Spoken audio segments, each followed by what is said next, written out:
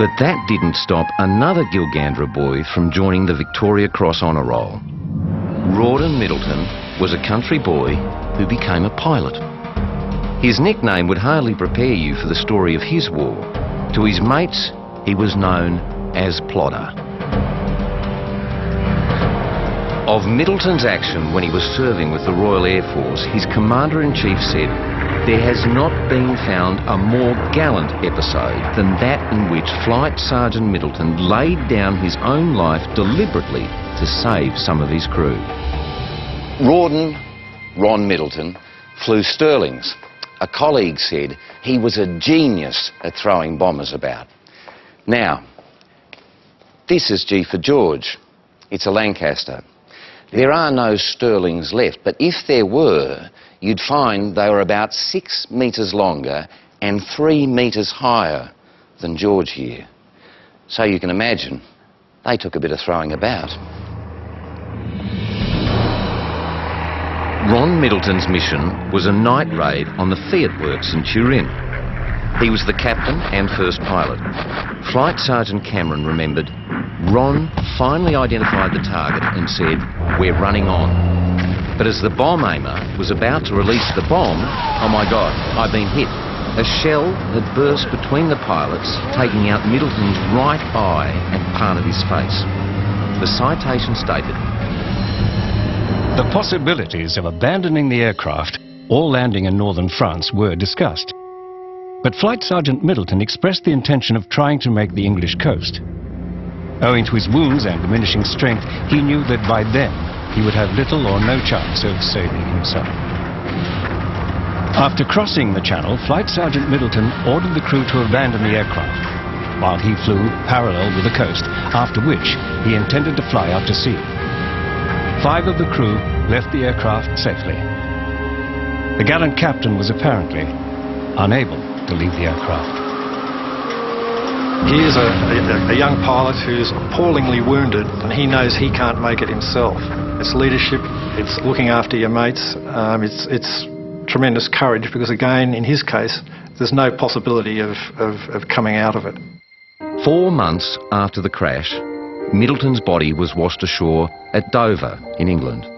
His burial place, in its own way as incongruous as any, is a corner of a country churchyard half a world away from Gilgandra.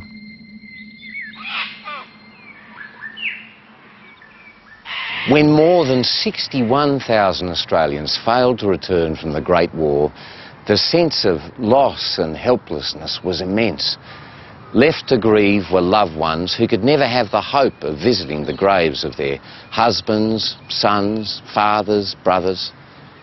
So they built memorials. Lots of them.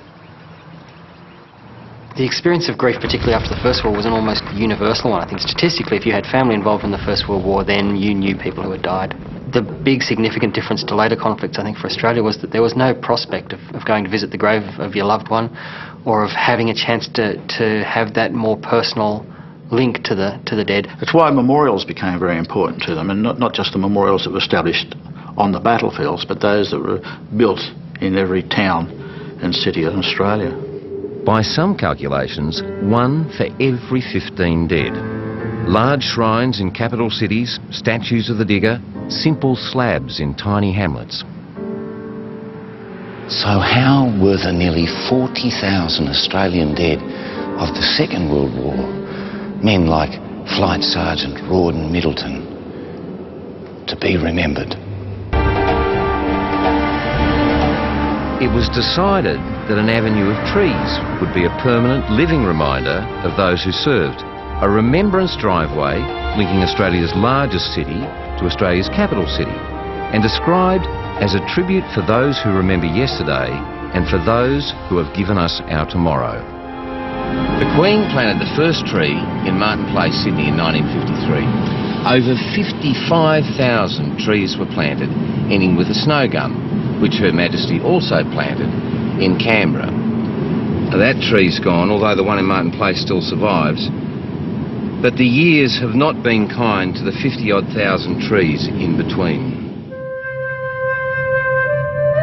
Bypasses and freeways now direct traffic along a different corridor where, in any case, speeding at 110 kilometres an hour doesn't give you much opportunity to register stands of trees. Which is why there's a Middleton VC rest area telling the story of Flight Sergeant Rawdon Middleton and 21 other named rest areas between Sydney and Canberra, representing the 19 Second World War and 3 Vietnam War VC recipients who have died. Theirs are the stories that we will tell. Continuing with the first Australian VC of the Second World War. With the declaration of war in 1939, Australians once more took up arms and embarked. And, as had happened before, found themselves fighting not in Europe, but in an unexpected theatre. In 1915, it had been Gallipoli. This time, it was North Africa. This is Rose Lagoon. It was once a haunt of bushrangers, outlaws. Now it invites us to remember the only Australian to receive a Victoria Cross for their actions at the Siege of Tobruk. Tobruk was vitally important to Rommel because it was the best port in North Africa, it was close to Egypt, and the essentials of war, lines of communication, its supply. So Tobruk was pivotal to the British position in North Africa in 1941. Of all the deeds that filled the 242 days of the siege, it was Jack Edmondson's that made the front page. Corporal John Edmondson was called Megsy by his mates after the similarly red-haired cartoon character Ginger Meggs. He was born in Wagga Wagga, where they've named a street after him. He moved to Liverpool in Western Sydney, where they've named an RSL club after him.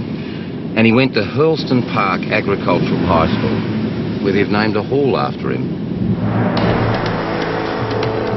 Corporal Edmondson's posthumous decoration was won on the night of April 13th, 14th, 1941. A week after his death, his mother received a letter from him.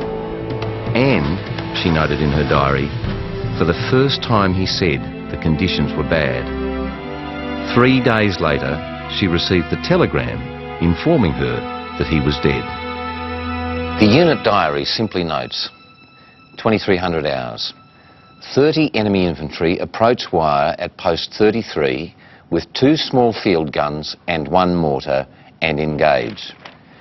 23:45, Lieutenant McKell, Corporal Edmondson and 6 others went out and engaged. Edmondson killed. A party of German infantry had broken through the wire. McKell led a counterattack. During the action, John Edmondson was wounded in the neck and stomach. The citation records the details.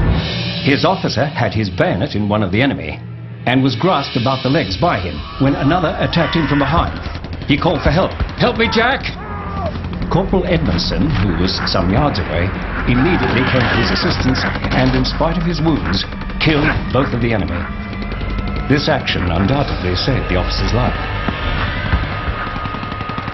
I know that hospitals are no good to me now, Edmondson told his mate, Lance Corporal Dalziel. Give my love to the folks, old boy, and good luck. Going to help a comrade, a mate, well, that's something we can all relate to. But the selfless, superhuman charge at an enemy position. I think if you really took a critical assessment of some of these situations, you'd say that it might have been a bit reckless what some of these people were doing, but it was a valid response. You have like a funnel vision where people will exclude things that are going on around them and focus specifically on the danger or the threat that's happening to them. Bravery and fear go hand in hand. Fear is a natural human response which is there for our protection. And all normal people experience fear. But fear is not cowardice. Bravery is the way you handle that fear. And that might be simply self-preservation, but often it comes in the form of inspiration and leadership. There are instances of just being carried away by the intensity of the moment. The situation is desperate, something has to be done, desperate action is needed, and somebody steps forward and does it.